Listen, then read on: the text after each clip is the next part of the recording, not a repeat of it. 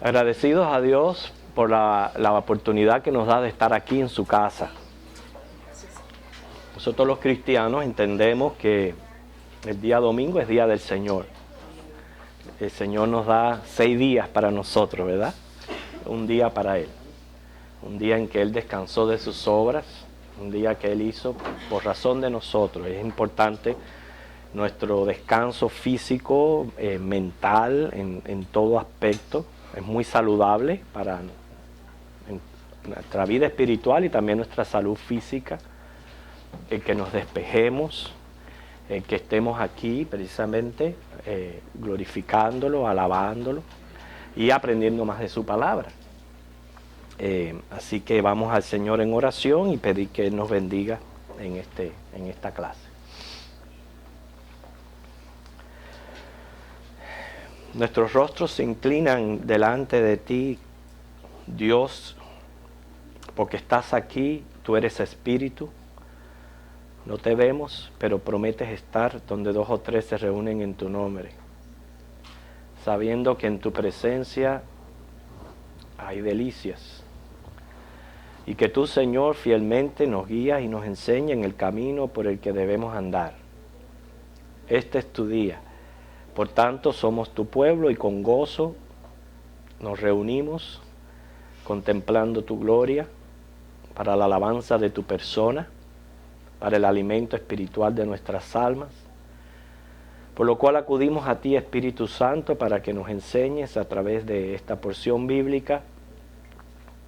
No nos permita, Señor, nunca desviarnos de la verdad de las Escrituras, ya que ella es, Señor, fiable, infalible.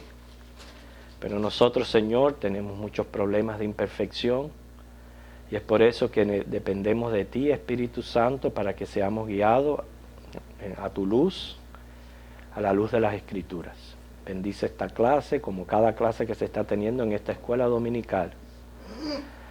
Congrega las familias de esta iglesia, Señor, quita los obstáculos para que muchos vengan hoy a tu casa a alabar tu nombre. En Cristo lo pedimos. Amén.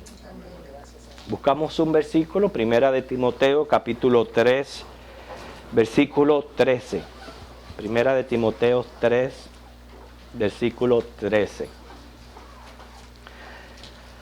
Llegamos a la parte en Hechos,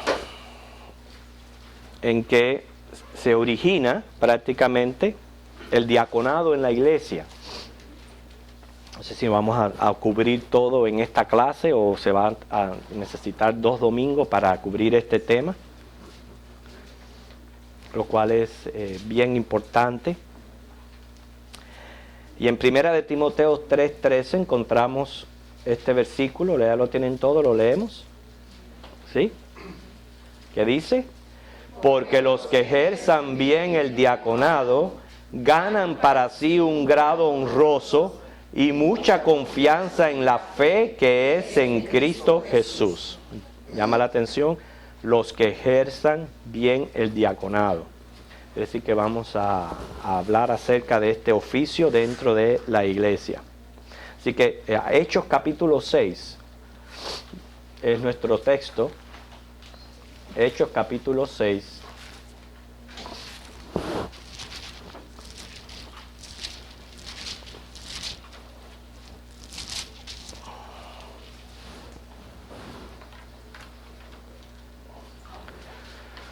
Noten que el primer versículo dice que en aquellos días, como creciera el número de los discípulos, ¿okay?, hubo murmuración de los griegos contra los hebreos, de que las viudas de aquellos eran desatendidas en la distribución diaria. Primeramente podemos notar cómo crecía esta iglesia primitiva.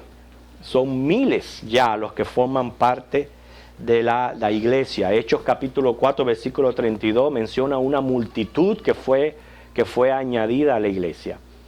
¿Por qué la iglesia crecía? Les pregunto. ¿Por qué se veía este crecimiento en la iglesia? Por obra del Espíritu Santo. Ok, número 1, ese para mí es primordial. Obra del Espíritu Santo, claramente es el Señor quien añade a la iglesia a los que han de ser salvos. Otra,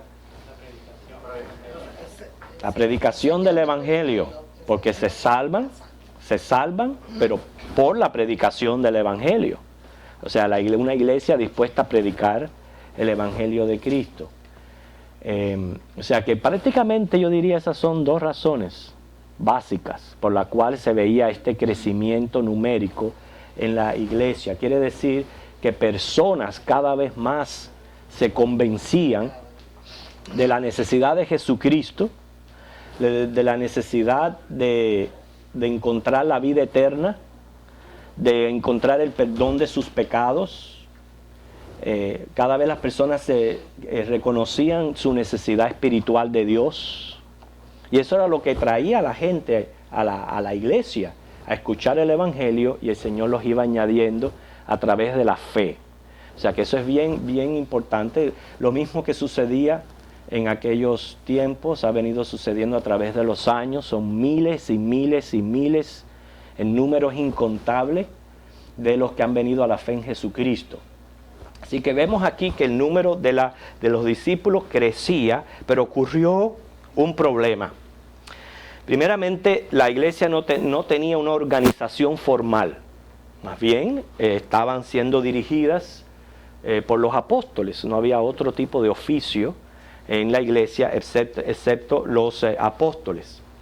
Todavía no había, como dice, engranado. Yo siempre pienso que cuando se forma una iglesia o una congregación, es como si fuera un bebé que acaba de nacer y necesita poco a poco ir madurando y creciendo, incorporando, y no todo va a ser así a la perfección al principio.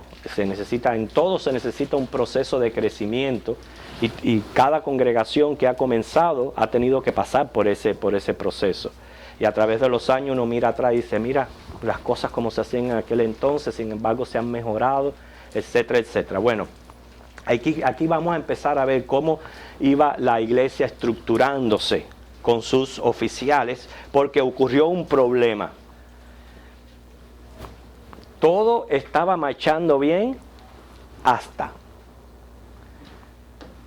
que el ser humano ya empezó a mostrar lo que verdaderamente es. Hermanos, no hay iglesia perfecta, no la hay. Aquí en la tierra no la hay. Inclusive hay muchas personas que se pasan yendo de iglesia en iglesia, precisamente buscando la iglesia perfecta, pero se van a pasar así toda la vida. Porque en esta tierra una iglesia perfecta no la hay.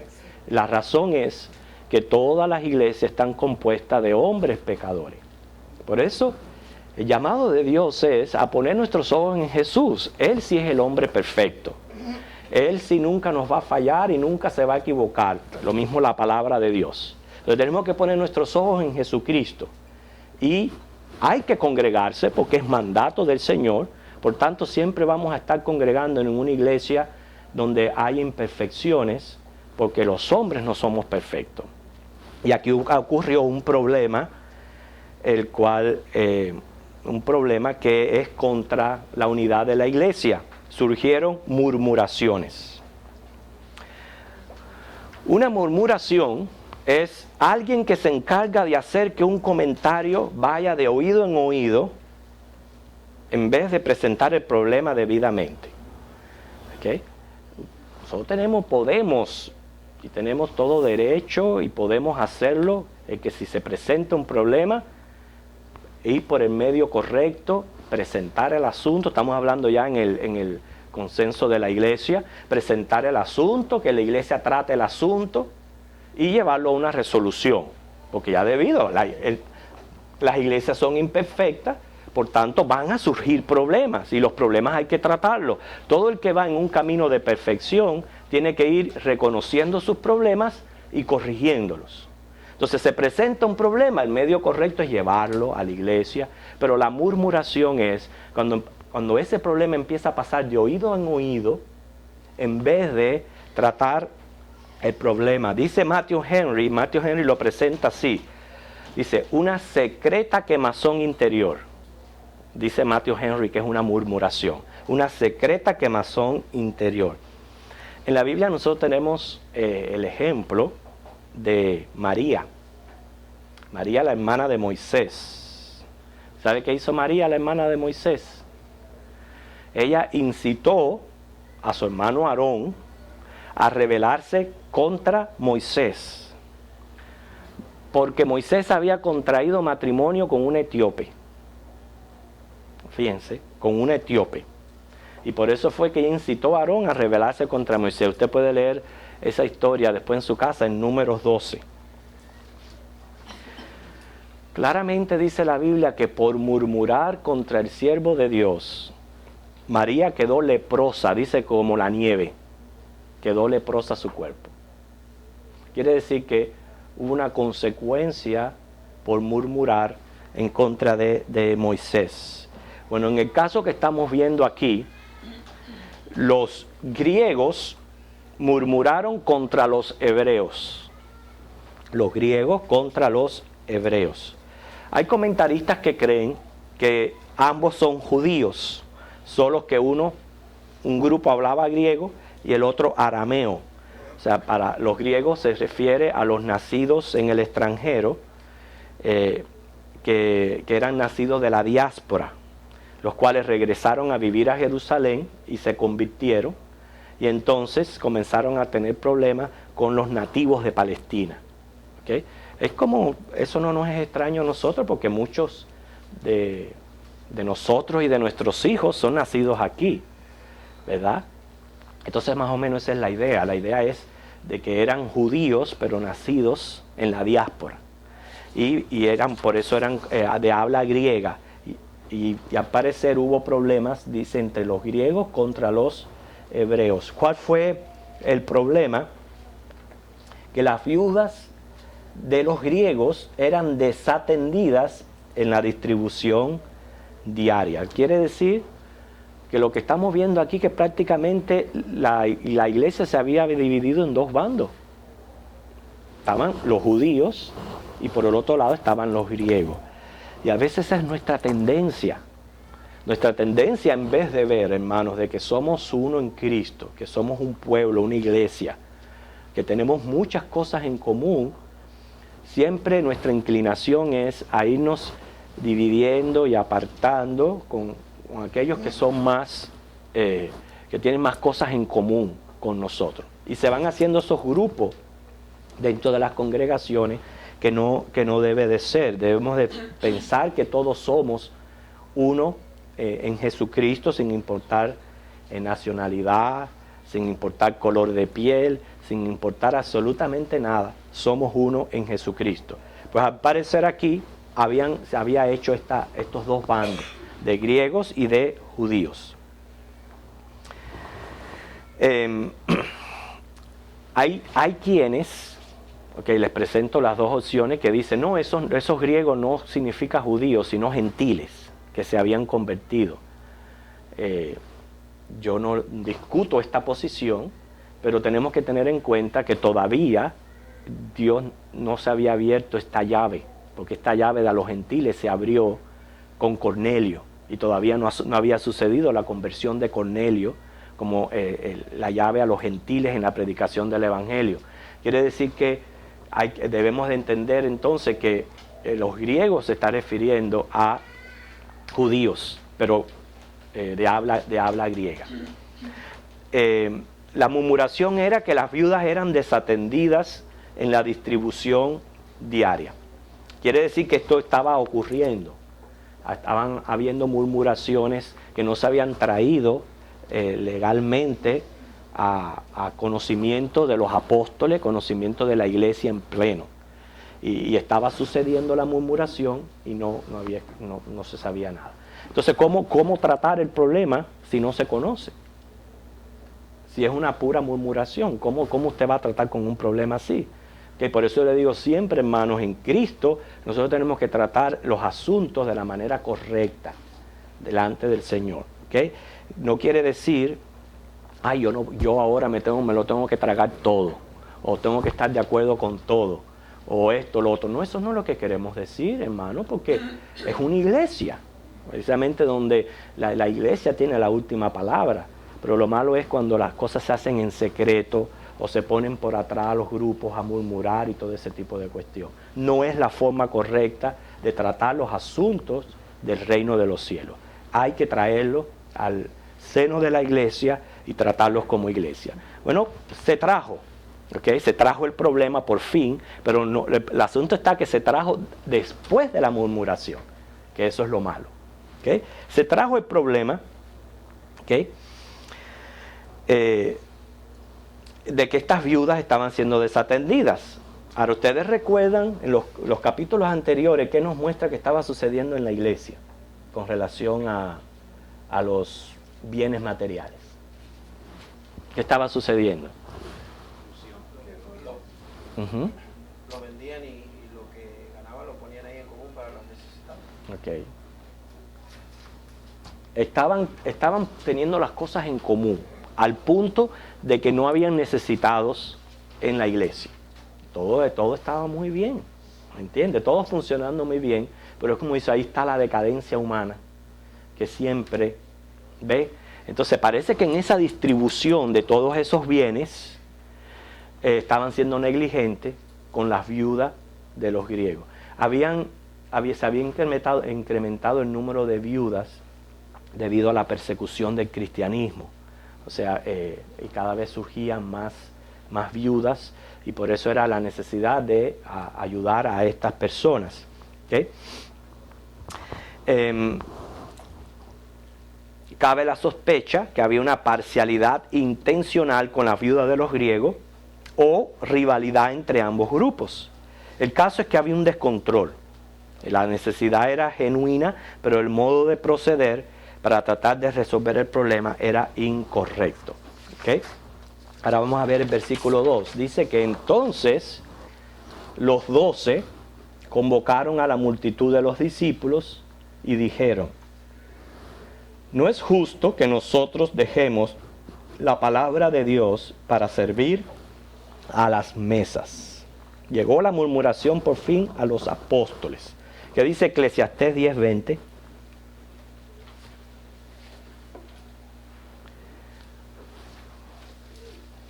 Eclesiastés 10:20. Ni aun en tu pensamiento digas mal del rey, ni en los secretos de tu cámara digas mal del rico, porque las aves del cielo llevarán la voz, y las que tienen alas harán saber la palabra. ¿Quiénes ustedes creen que son las aves del cielo? ¿Quiénes? ¿Quiénes son las aves del cielo aquí en este versículo? Los chismosos. Los chismosos.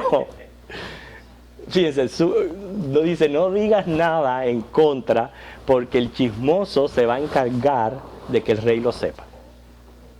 Y siempre se conoce, hermano. Todo lo que va ocurriendo, esas murmuraciones y todas esas cosas que ocurren en secreto, de alguna manera, dice ahí, las aves del cielo se encargan de traerlo al conocimiento. Y se sabe, y se llega a conocer. Entonces, llegó al oído de los apóstoles. Entonces ellos lo que hicieron fue convocar una junta de miembros. Aquí tenemos un ejemplo de por qué la iglesia de vez en cuando tiene sus reuniones para tratar asuntos pertinentes a cómo va el funcionamiento de la iglesia y de la obra. Esas son las juntas de miembros que nosotros hacemos formalmente cada 3 meses.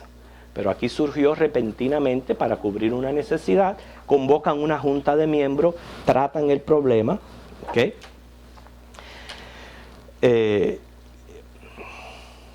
Dice ahí claramente, no es justo, es como decir, esto nos desagrada, de que nosotros tengamos que dejar el trabajo de estudiar la palabra y de orar por estar vigilando lo que está ocurriendo con la distribución de los bienes.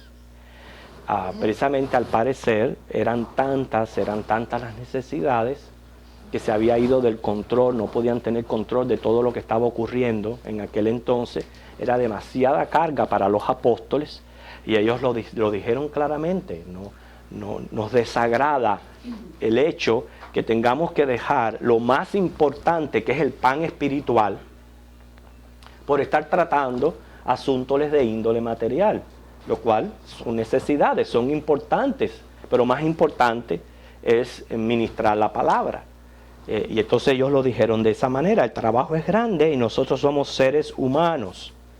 No podemos abandonar la labor a la cual fuimos llamados, que fue predicar y enseñar, para atender o servir las mesas. Fíjense que ellos les dijeron que no es justo que nosotros dejemos la palabra de Dios para servir las mesas. No es que ellos servían directamente, no quiere decir, puede ser que haya habido personas encargadas, pero no había supervisión en lo que es la distribución. Así que era importante servir las mesas, pero la palabra tenía prioridad sobre los alimentos. Dice Lucas 4:40 que no solo de pan vivirá el hombre, sino de toda palabra de Dios. Una de las cosas que nos enseña a nosotros, que nunca un ministro o un pastor debe de ser el tesorero de la iglesia. Nunca debería de ser. No es por el testimonio, porque si es ministro es porque tiene que haber ganado la confianza de poder ser esto, sino es que son asuntos que no debe de él estar envuelto o preocupado o tratar de cubrir. ¿Okay? Debe de ser otras personas las que se encarguen de la tesorería y de precisamente de distribuir los alimentos y de tener estas necesidades cubiertas. Dice el versículo 3: buscad pues, hermanos, de entre vosotros a 7 varones de buen testimonio, llenos del Espíritu Santo y de sabiduría, a quien encarguemos de este trabajo. La solución al problema fue la misma que Yetro le recomendó a Moisés. Cuando Moisés estaba tratando de abarcar, juzgando a todo el pueblo de Israel, y estaba ya abrumado, quemado, demasiado tenía sobre él, Yetro le dio la recomendación que delegara sus responsabilidades y que buscara hombres que se encargaran de los asuntos más o menos más sencillos, y si había ya un problema mayor entre el pueblo de Israel, sí lo trajeran a Moisés. Es decir, aquí fue la misma recomendación que le dio Yetro a Moisés. Dice, deben de buscar 7 varones con 3 cualidades bien específicas. Por eso es que escogimos como versículo de la clase que el que procura diaconado procura un grado honroso. ¿Okay? Es un grado honroso debido a que debe de mantener por lo menos 3 cualidades como cristiano. Las cualidades que seamos o no diáconos, ¿okay? Querramos ser o no diáconos, son cualidades que deben de tener todos los cristianos. ¿Okay? Porque todos los cristianos tienen que tener un buen testimonio. Quiere decir, nada escandaloso que se les pueda reprochar. ¿Okay? Buen testimonio. No pueden tener nada escandaloso que alguien le pueda reprochar. Vamos a buscar 1 Timoteo 3:7. Por favor, lo lee. 1 Timoteo 3:7.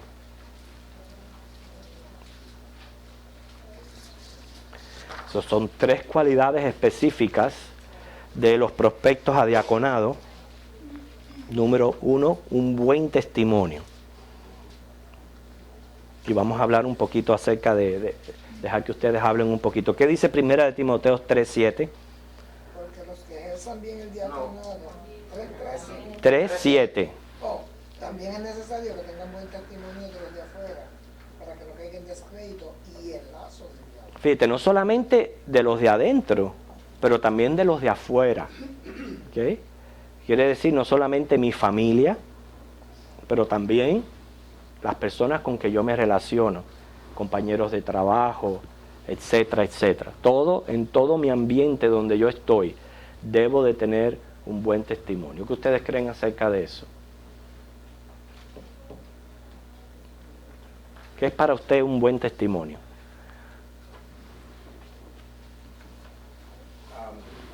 Si yo no tengo un buen testimonio, ¿cómo voy a estar diciendo voy a la iglesia todos los domingos o ayudo al pastor en esto, en el servicio, lo que sea? si yo no tengo un buen testimonio en mi trabajo, no decir, y este está en la iglesia cristiana. Ujú. Y ese es el que dicen que Ok. Una conducta pública, Ok. ante los hombres, Muy bien. porque a través de nuestro testimonio nosotros podemos reflejar lo que nosotros somos. Exacto. Porque si nosotros somos un desastre, así mirarán a Cristo. Exactamente. Somos representantes del nombre de Cristo. Ok, muy bien. Sigues en más y te doy la oportunidad de hablar ahora. No, que escuché que algo que está, como lo que dijo Natacha de Cristo, que Cristo tomó nuestra naturaleza para representarnos allá con el Padre y nosotros tenemos que representar la naturaleza de Cristo aquí en la tierra. Así mismo. Ok. ¿Otro? Hermana. Hermano, nuestro testimonio es nuestra carta de presentación. Ujú. Nosotros no tenemos ni necesidad ni de hablar, con solo ver nuestra forma de ser, nuestro comportamiento. Yo digo, es una carta que va delante de uno. Claro. El testimonio. Como es una carta, un representante del nombre de Cristo. Una de las cosas importantes, sobre todo del prospecto a diácono, que no es tanto la vida antes de Cristo, sino la vida después de Cristo. ¿Qué está sucediendo después que Cristo te cambió en tu naturaleza? Después de Cristo. ¿Okay? Soy intachable, soy sincero. Y quiero decir, hermano, nosotros todos somos pecadores, todos. No se puede decir que una persona sea perfecta, pero nosotros tenemos que cuidar muy bien lo que nosotros decimos, hacemos delante de las demás personas. ¿Okay? Porque estamos, como dice, representando esta nueva naturaleza que tenemos en Cristo Jesús. Y entonces eso es bien, bien importante. Fíjense que se pone como número 1 en cualidad para el diaconado, porque viene a ser un dirigente en la iglesia. Por eso le digo, vamos a hablar mucho acerca de este oficio. Yo no creo que se vaya a tomar esta semana nada más, la próxima semana, pero nosotros como iglesia tenemos que tener muy claro este oficio del diaconado, y etcétera, porque una de las cualidades es que tenga un buen testimonio. No solamente lo dice aquí en su origen, lo dice Pablo cuando le está enseñando a Timoteo a cómo debe de funcionar la iglesia. En otras palabras, nada escandaloso que se les pueda reprochar. Por eso es que el diácono, cuando un prospecto a diácono se le somete a diferentes, a un tiempo de prueba, a entrevistas, donde se entrevista no solamente sino a la esposa, a los hijos, qué es lo que está ocurriendo dentro de la familia, porque es muy fácil, el ser humano es muy fácil enmascararse, bien fácil ponerse una máscara, pero nosotros sabemos que las máscaras nos dan calor. Póngase una máscara para que usted vea, a poquito tiempo ya empieza a darle calor, ¿y qué hace? Se la quita. Usted no puede durar mucho tiempo con una máscara puesta. Entonces, casi siempre en la casa, en el hogar, es que se quitan la máscara. ¿Y quién conoce si no es la esposa, los hijos o la suegra que vive ahí también con ellos? ¿Okay? Entonces, hay que preguntarle también a la suegra y al suegro. Okay.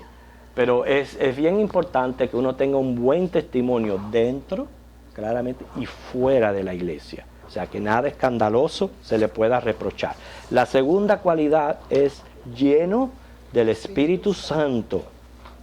Cuando dice aquí lleno del Espíritu Santo, hemos hablado mucho acerca de esta llenura y por eso siempre nos ha convenido tener el concepto correcto de llenura, entender que no es bautizo, ya eso lo hablamos, ¿verdad? Todo quedó claro en cuanto a eso, en lo que es verdadera, lo que es el bautizo y lo que es la llenura.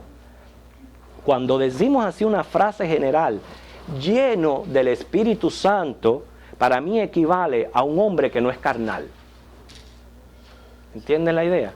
Un hombre que no es carnal. Bueno, por nosotros, hay cristianos más espirituales que otros, eso es cierto. Y hay cristianos más carnales que otros. ¿Ok? Porque estamos compartiendo esas dos naturalezas. Nosotros no somos puro espiritual. Todavía estamos en naturaleza carnal. Y como andamos en ambas naturalezas, usted va a alimentar o le va a prestar más atención a una de ellas. ¿Ok? Cuando usted está buscando de la Biblia, orando, congregándose, sirviendo al Señor, ¿qué usted está haciendo? Alimentando su naturaleza espiritual, como lo que ustedes están haciendo hoy. Ustedes están alimentando su naturaleza espiritual. Pero hay cristianos que en vez de hacer eso, prefieren pasarse frente a la televisión, o ir aquí, o ir allá, o hacer esto, hacer lo otro. ¿Qué están alimentando? Su carne, su parte carnal. ¿Okay? Y en esto yo lo tengo bien claro, porque yo he tenido a veces, inclusive llegué a tener un debate con una hermana, que ella tenía esto confundido, y ella decía que no, que el cristiano no era carnal, que éramos espirituales, y era una espiritualidad y una superficialidad que vaya, asustaba al mismo Dios con la santidad, lo asustaba. Se creía más espiritual que el tres veces santo.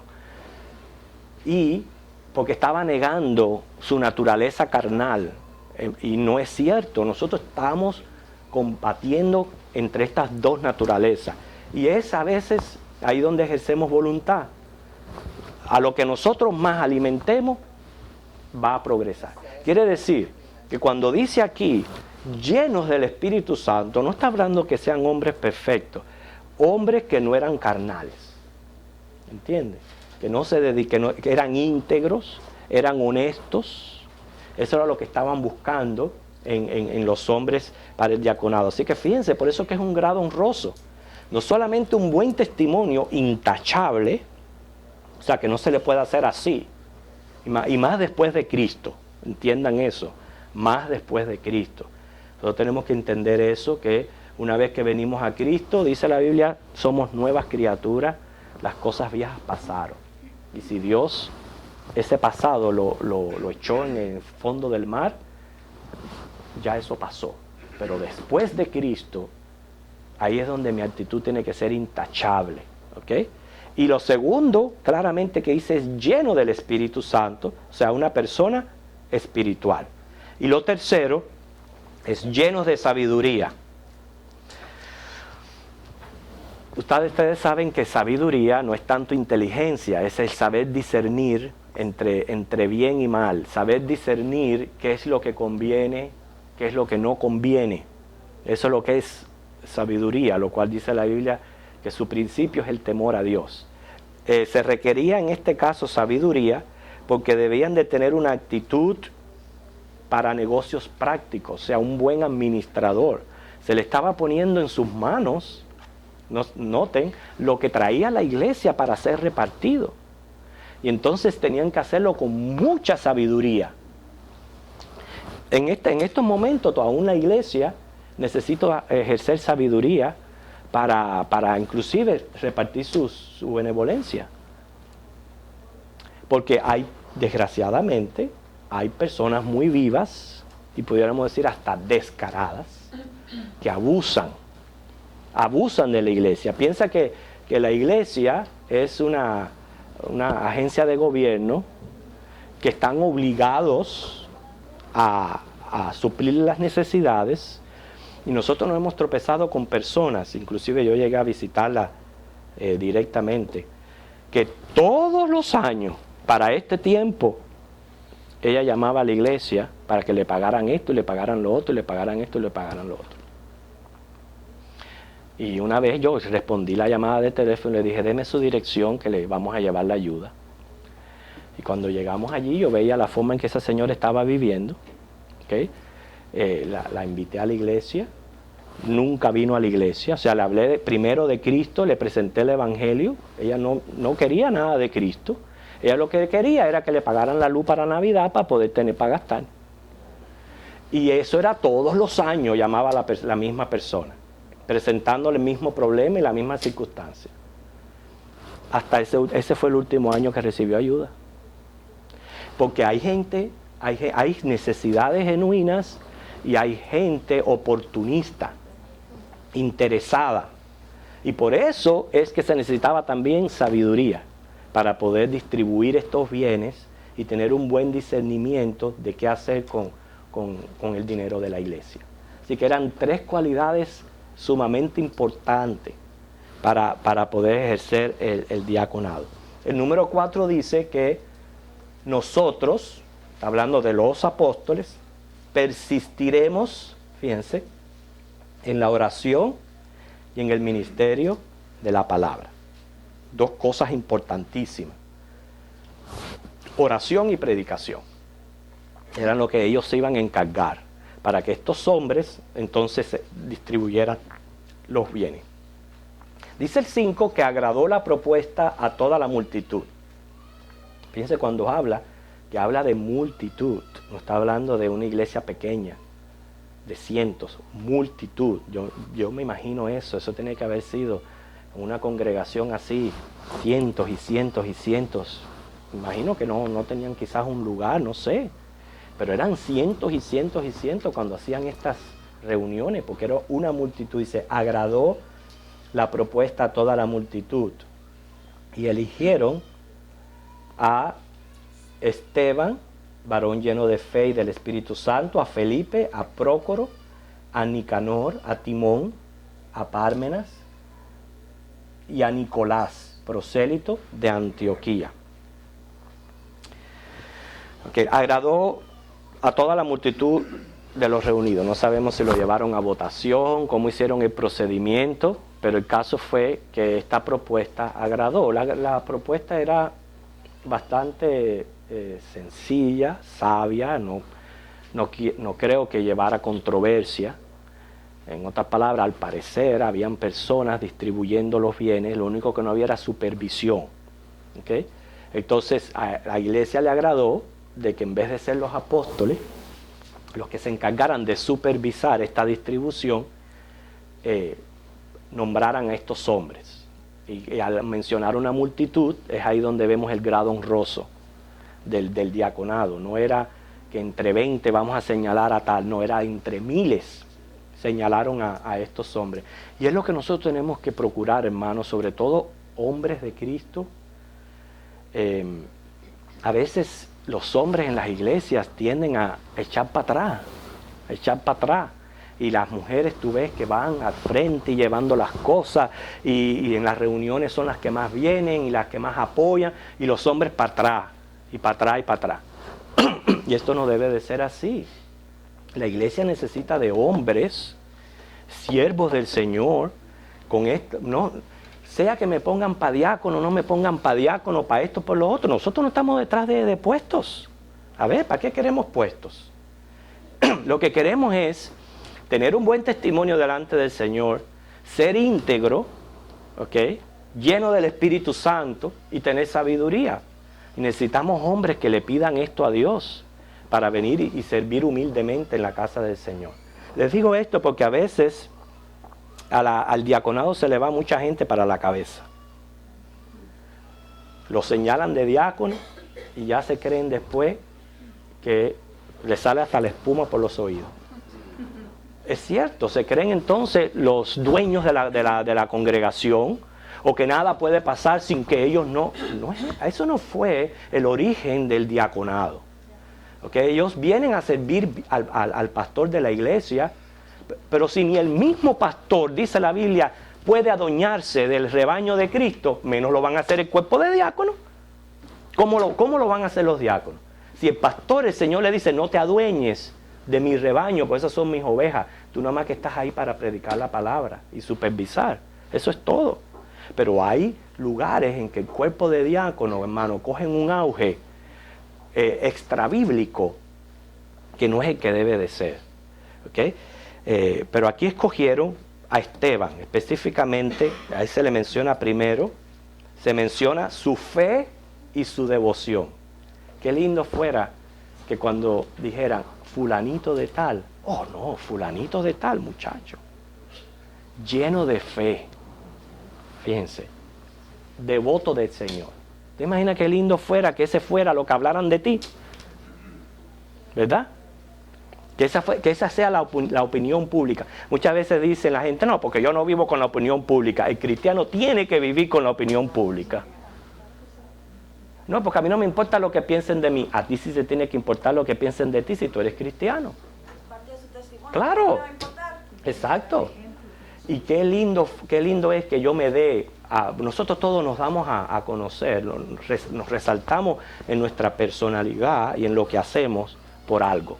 Y que cuando vayan a mencionarme o vayan a hablar de mí, o me vayan a señalar, en vez de decir algo malo, lo que digan sea cosas así como dijeron de Esteban. ¿Okay? Hombre lleno de fe y de devoción. Lo que estaba hablando, ¿sabe qué? Esteban no estaba lleno de sí mismo. Y es lo que mucha gente, a veces la gente se llenan de sí. El egoísmo los lleva a comportarse de una manera que no es propia, buscando siempre su interés personal. Esteban no estaba lleno de sí, sino del Espíritu Santo. ¿Usted cree que una persona llena de sí pudiera distribuir y ministrar las necesidades de los demás? Claro, si en la iglesia traen un saco de arroz, me quedo con él. No, me quedo con él, lo siento, Natacha. No te voy a dar la mitad del saco de arroz. No puedes ser lleno de ti. Tienes que estar pensando en las necesidades de los demás, más bien ser una persona dadivosa, una persona llena del Espíritu Santo, o sea, una vida sometida a la voluntad de Dios. Los otros se mencionan por nombre, pero ya sabemos que al ser mencionados tenían estas cualidades que habían dicho anteriormente. Solamente de Nicolás se dice que él era un prosélito. Usted sabe lo que es un prosélito, ¿verdad? ¿Quién no sabe lo que es un prosélito? 1, 2, 3, 4, 5. Un prosélito. Ajá. Aquí, Michael, ¿quieres explicar lo que es un prosélito? Un prosélito es uno que no es judío, pero es un gentil que quiere ingresar en el judaísmo, en la cultura hebrea. Exacto. Y entonces eso le llamaban prosélito. Prosélito. Eso es lo que es un prosélito. Una persona gentil, como él dice, no era judío, pero se estaba convirtiendo al judaísmo. Recordando esto en la mente, hermanos, antes que Cristo viniera, prácticamente el judaísmo era la religión monoteísta, enfocada en Dios, y resaltaba en medio de las otras religiones que habían alrededor, religiones orientales, místicas, politeístas. O sea, había mucha idolatría entre todas las religiones. Entonces, en medio de todas esas religiones brillaba, se puede decir, el judaísmo centrado en Jehová. ¿Ok? Antes de que viniera Cristo, centrado en Jehová con la esperanza del Mesías. Lo malo del judaísmo fue que cuando vino el Mesías no lo reconocieron y prácticamente estaban autojustificándose por ellos mismos guardar la ley. Y nosotros sabemos que Cristo vino. Ahora, muchos judíos se convirtieron. Esta multitud era de judíos.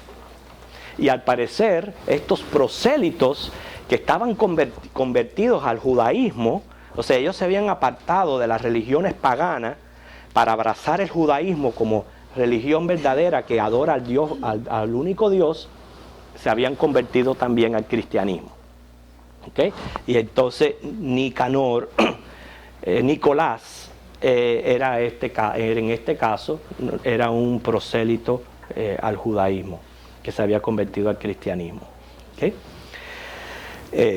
Señalan precisamente hombres griegos. Ya explicamos más o menos que era griego. Cada uno de ellos era griego, o sea, no era nativo de Palestina. Entonces, noten la sabiduría de la iglesia y de los apóstoles. Si el problema surge de los mismos griegos, ok, vamos a poner a griegos a que sean los que ministren estos bienes. Y así se le calla la boca a todo el mundo. Porque los judíos no habían dado la queja. La queja vino de los griegos. Entonces la mejor idea era poner a los mismos griegos, en otras palabras, para que no poner judío y se levantara otra murmuración diciendo, no, porque este judío le hace esto a... No. A los mismos griegos distribuir todos aquellos bienes. Dice el versículo 6, a los cuales presentaron ante los apóstoles, quienes orando les impusieron las manos. Quiere decir, hubo una ordenación oficial. los apóstoles le impusieron las manos sobre los primeros diáconos. El imponer las manos, según Riley, es simplemente un signo formal de designación para un servicio especial. Y además era una costumbre antigua, según Génesis 48:13, Levíticos 1:4, Números 27:23. O sea, ya esto era una costumbre antigua de que al designar formalmente a alguien a un servicio especial, les imponían las manos. ¿Okay? Quiere decir que es simplemente un signo formal. No quiere decir que al imponer las manos estaba delegándose poder o invirtiendo poder del que pone la mano. Esa no es la idea. Porque ya estas personas, cuando vinieron, ya ellos estaban llenos del Espíritu Santo. Ya eran hombres espirituales. Lo que se hizo fue no impartirles más poder, no darles algo sobre gracia. Lo que hicieron fue simplemente que era un signo formal de ordenación. No le busque otra complicación a imponer las manos. Eso es todo lo que es. ¿Okay? Para hacer aquello una ordenación oficial. ¿Entendieron? ¿Alguna pregunta acerca de eso? Hermano.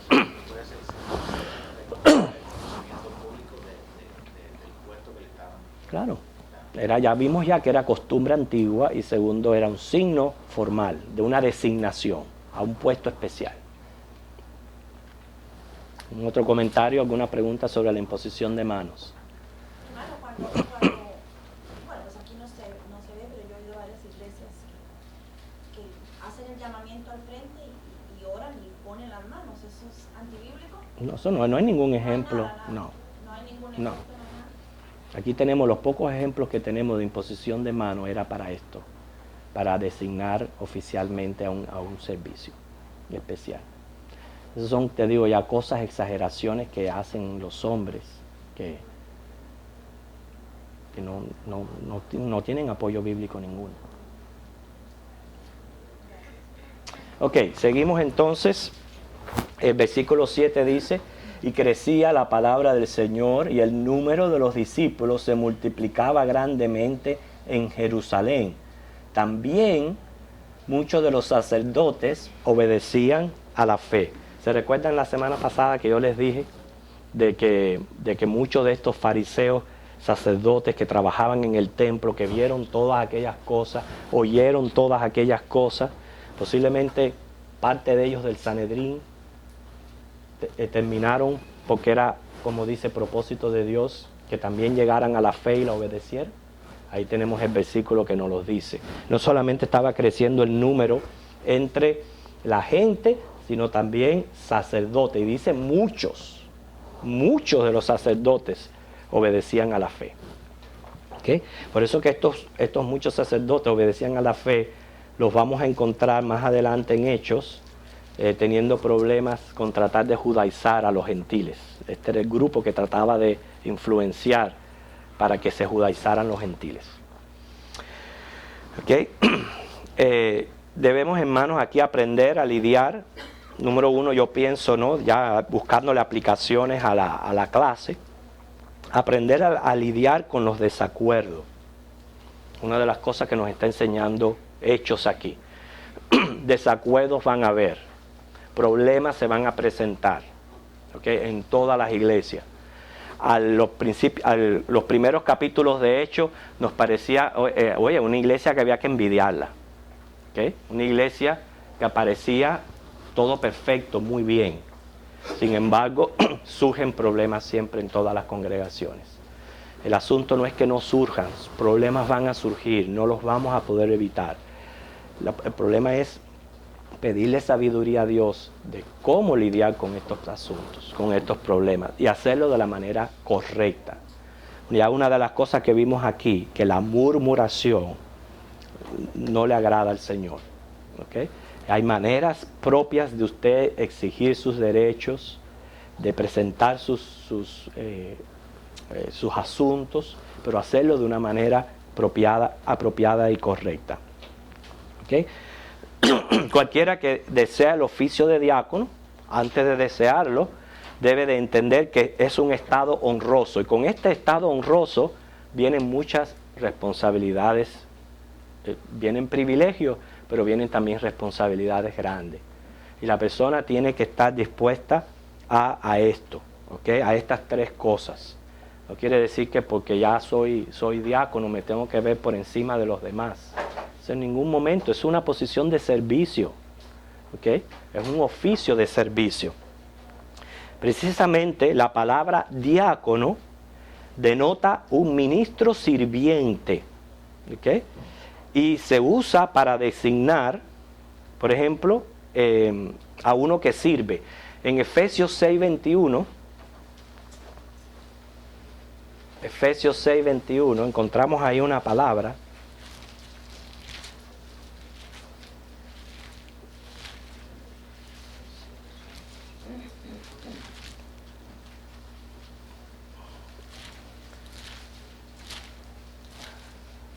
¿qué dice ese versículo? Para que también vosotros sepáis mis asuntos. 6:21. Ok. Ajá, sí. Ok. Aquí sigue Miriam. Para que también vosotros sepáis mis asuntos y lo que hago, todo lo hará saber Tíquico. hermano amado y fiel ministro en el Ok. Señor. Esa palabra ministro que usted ve ahí, en realidad aparece diácobos y designa un diácono. Quiere decir que un diácono ministra necesidades. Filipenses 1:1, encontramos otro versículo, Filipenses 1:1.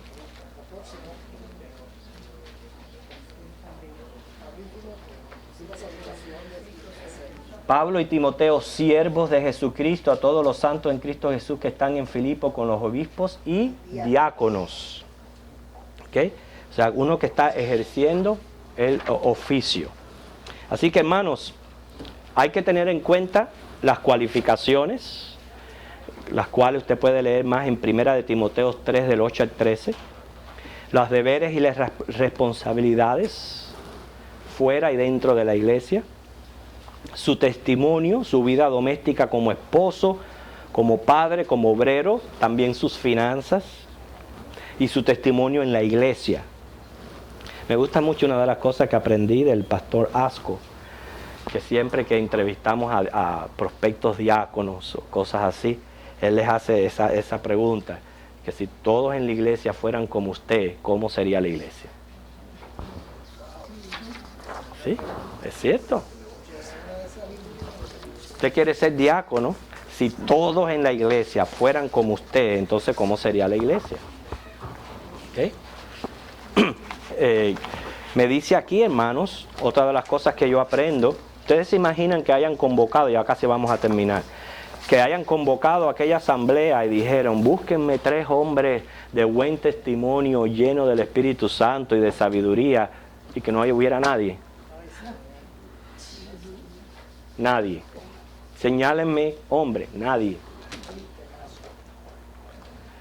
Lo que me está diciendo a mí es, se puede llegar a un carácter y una madurez espiritual de manera tal que uno pueda ser señalado de esta manera. No es imposible.